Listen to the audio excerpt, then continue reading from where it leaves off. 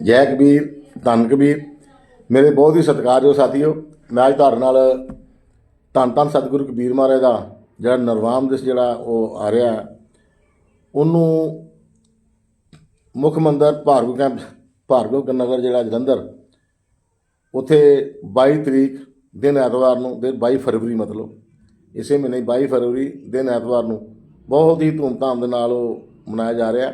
ਮੇਰੀ ਸਾਰਿਆਂ ਹੀ ਕਬੀਰ ਸਾਹਿਬ ਦੇ ਨਾਮਲੇਵਾ ਸੰਗਤਾਂ ਨੂੰ, ਕਬੀਰ ਪੰਥ ਮੇਘ ਭਗਤ ਸਮਾਜ ਨੂੰ ਹੱਥ ਜੋੜ ਕੇ ਬੇਨਤੀ ਹੈ ਕਿ ਆਪਾਂ ਸਾਰੇ ਹੀ ਹੁਮਾ ਕੇ ਉਸ ਜਿਹੜਾ ਨਿਰਵਾਣ ਦਿਵਸ ਜਿਹੜਾ ਮਨਾਇਆ ਜਾ ਰਿਹਾ 22 ਫਰਵਰੀ ਦਿਨ ਐਤਵਾਰ ਭਾਰਗਵ ਨਗਰ ਮੁੱਖ ਮੰਦਰ ਵਿੱਚ ਮਨਾਇਆ ਜਾ ਰਿਹਾ, ਆਪਾਂ ਸਾਰੇ ਹੀ ਉੱਥੇ ਹੁਮਾ ਕੇ ਪਹੁੰਚੀਏ ਅਤੇ ਗੁਰੂ ਘਰ ਦਾ ਜਿਹੜਾ ਵਾ ਆਸ਼ੀਰਵਾਦ ਪ੍ਰਾਪਤ ਕਰੀਏ। ਇਸ ਲਈ ਮੈਂ ਦੁਬਾਰਾ ਬੇਨਤੀ ਸਭ ਨੂੰ ਕਰਨਾ ਚਾਹੁੰਦਾ ਕਿ ਨਿਰਵਾਣ ਦਿਵਸ ਜਿਹੜਾ 22 ਫਰਵਰੀ ਦਿਨ ਐਤਵਾਰ ਮੁੱਖ ਮੰਦਰ ਭਾਰਗਵ ਨਗਰ ਜਲੰਧਰ।